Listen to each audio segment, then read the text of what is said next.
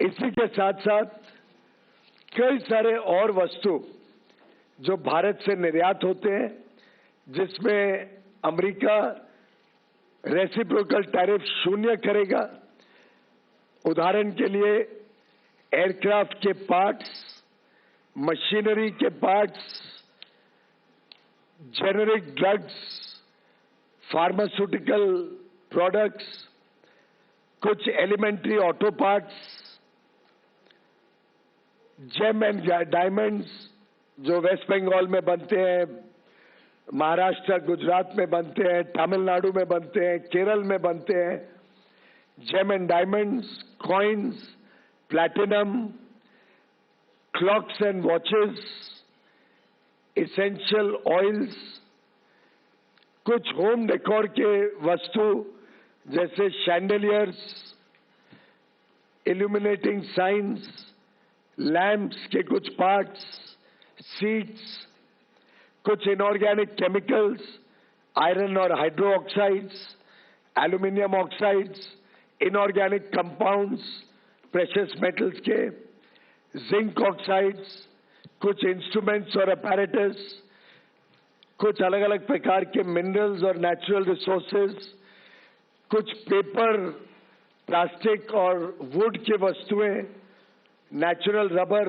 देखिए कितनी सारी वस्तुओं पे भारत को शून्य रेसिप्रोकल टैरिफ मिलने जा रहे हैं। इसी के साथ साथ हम सबके लिए बहुत ही खुशी की बात है, और इसका तो मैं समझता हूं पूरे देश में चर्चा हो रही है कि कैसे कई सारे किसानों के किए गए वस्तु,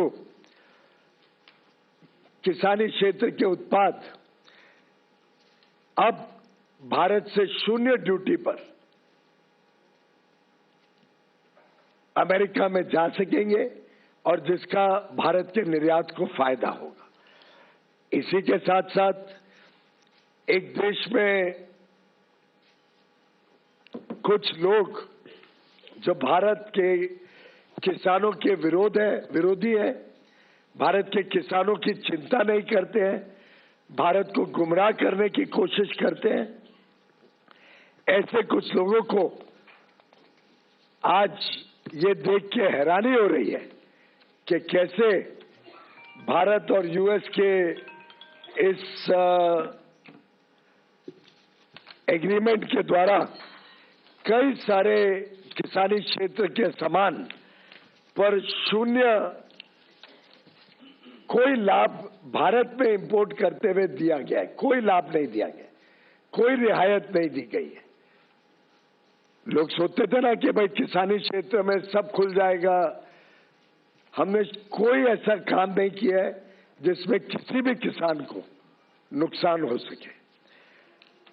जो वस्तु भारत में सेंसिटिव है, हमारे किसान पर्याप्त मात्रा में बनाते हैं, जिसमें हम आत्मनिर्भर हैं, उन सब वस्तुओं को इस एग्रीमेंट के दायरे से बाहर रखा गया है। उसमें भारत ने कोई छूट नहीं दी है। जैसे कि उदाहरण के लिए जीएम का बना हुआ जेनेटिकली मॉडिफाइड कोई वस्तु भारत में नहीं आएगा। मीट, उस पर कोई रियायत नहीं दी गई है। पोल्ट्री, कोई रियायत नहीं दी गई है। डेयरी के कोई वस्तु के ऊपर कोई रियायत नहीं दी गई है। सोयाबीन, कोई रियायत नहीं दी गई है। मेज, कोई रियायत नहीं दी गई है। मेज यानी मक्का, कोई रियायत नहीं है। चावल, गेहूं, चीनी, सीरियल्स, ये कोई रियायत नहीं दी गई है। मिलेट जैसे ज्वार, बाजरा, रागी, कोडो, अमरनाथ, इस पर कोई रियायत नहीं दी गई है। फल जो भारत में पर्याप्त मात्रा में बनते हैं, जैसे केला, बनाना, स्ट्रॉबेरी, चेरीज, सिट्रस फ्रूट, उस पर कोई रियायत नहीं दी गई है। ग्रीन पी, काबुली चना, मूंग, कोई रियायत नहीं दी गई है। ऑयल सीड्स, कोई रियायत नहीं दी गई है। कुछ एनिमल फीड के प्रोडक्ट्स हैं, ग्राउंडनट्स, हनी, मॉल्ट और मॉल्ट से बना हुआ सामान, non alcoholic beverages, flower and meals, starch, essential oils, ethanol जो बड़े पैमाने में भारत में बन रहा है, और टोबैको जो हमारा एक प्रकार से निर्यात होता है बड़े रूप में। इन सभी वस्तुओं पे किसी प्रकार की रियायत इस एग्रीमेंट के द्वारा नहीं दी गई है, और इसीलिए मैं डंके की चोट पर कह सकता हूं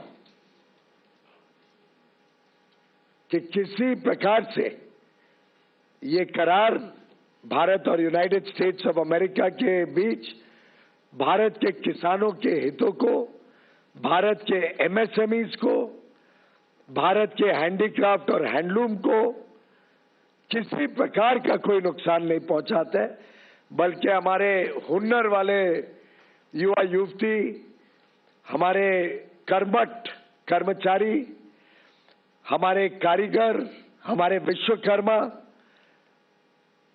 हमारी बहनें, विशेषकर जो वस्त्र क्षेत्र के साथ जुड़े हैं, टेक्सटाइल्स, लेदर के और फुटवेयर के साथ जुड़े हुए हैं, टॉयज के साथ जुड़े हुए हैं, स्पोर्ट्स गुड्स के साथ जुड़े हुए हैं, ढेर सारे ऐसे क्षेत्र हैं जहां भारत को अब अमेरिकन मार्केट में लाभ मिलेगा। भारत को कम ड्यूटी पर, बाकियों से कम ड्यूटी पर, मात्र 18% पर रेसिप्रोकल ड्यूटी, उनको वहां पे मार्केट एक्सेस मिलेगा। होम डेकोर हो, वुड और फर्नीचर हो,